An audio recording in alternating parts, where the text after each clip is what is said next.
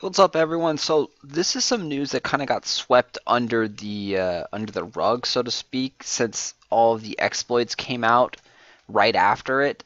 So it seems like there's never a dull moment in Arcade. You can always say that for the least, whether it's good or bad. I mean, majority of it being bad. And here's another example of this escapes actually confirming an explanation on the rumbling archeum tree and the flashy racing kit. So it says currently we will be removing the chest with a chance to drop the rumbling archeum tree sample per our XL Games original schedule, but are exploring other ways to reintroduce it shortly after. While we did a poor job of communicating that the economy impacting item was coming to the game, we do not plan to completely remove it.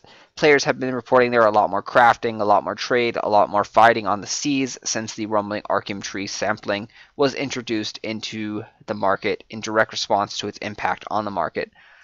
So for shorts, they're saying that they like that they made a lot of money off of this flashy racing kit box and they want to keep it in the game as long as possible.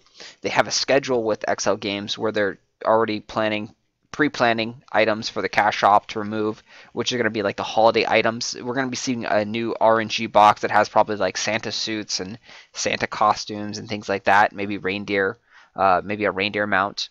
So that's going to be coming soon. So this box is currently expected to leave shortly. We talked about this before that these boxes only last around 2 to 3 weeks typically. So we're coming around the 3 week mark on the flashy racing kit box, which means it should be leaving very, very soon. But with what they said here is that they want to bring it back pretty much as soon as possible. Hopefully it's in a different way. Hopefully it's not a cash shop item. Hopefully they actually make it achievable in game. But I really, really doubt that because they want to make money. And you can't fault them for wanting to make money. What you can fault them for is not actually tweaking the drop rates of the arcane crystals and stuff in game, or the thunderstruck tree. So it's like right now you're playing a game where these drop rates are pretty much zero, and in order to get anything out of it, you have to go to the cash shop and spend money to get a chance at a good drop rate. Like it doesn't seem fair, and it doesn't rub people the right way.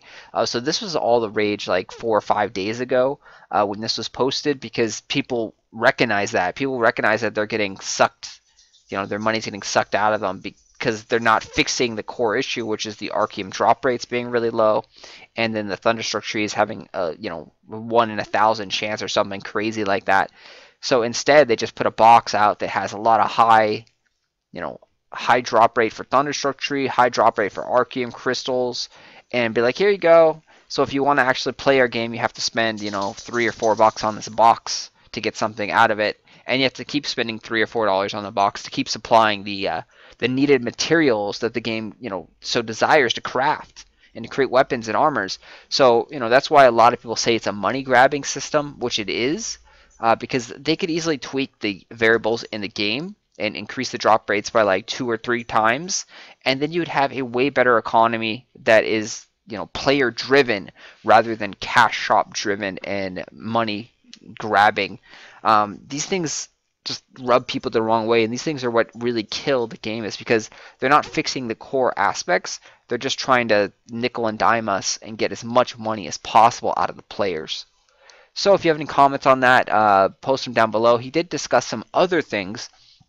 The 10% discount, that's in the topic. Like, they gave us a sort of a 10% bonus, but they really screwed over the patrons, and it's not what they've advertised. So yeah, so they were pretty busy this last week on the forums. So if you have information or topics or questions, post them down below. I'll try and cover them. And you can also check the dev tracker over here in the forums. So I'll show you the official or Archeage forums. Head over there. There's a section. There's a section called Dev Tracker.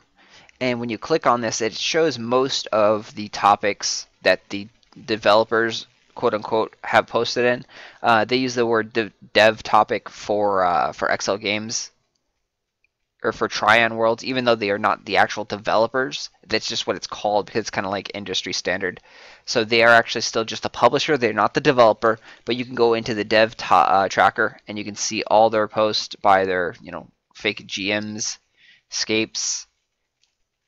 And typically you're going to want to look for the post by Scapes because Scapes is more of an actual like higher up in the company. These like GM Fasty is just a no-name peon in the company that has no bearing and can't really answer anything. He can answer the basic like, oh, you know, why can't you log on? We'll try and it's like, I'm honest, I've been banned. He just kind of copy and paste a lot of like Scapes things and see it's like I posted more information on this current suspension here. Please take a look. So it's just little PR crap from them, and these people probably aren't even really real people, to say the least. Anyway, so yeah, so there you go, the dev tracker. And if you have any other news, let me know.